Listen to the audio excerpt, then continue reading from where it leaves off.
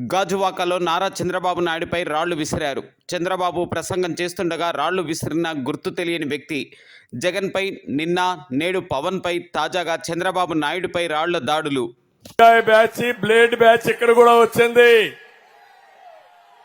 పోలీసులు ఏం చేస్తానో అది లేదు. నిన్న కూడా ఆ డ్రామా కూడా వస్తా. విజయవాడలో జరిగిన డ్రామాకు కూడా వస్తాం.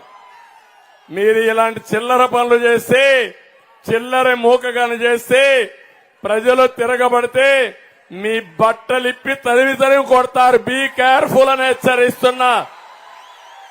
Jaganmohan Reddy control your. ఈ జే గ్యాంగ్ ఒకటి ఉంది వాళ్లకు. దొరికాడా?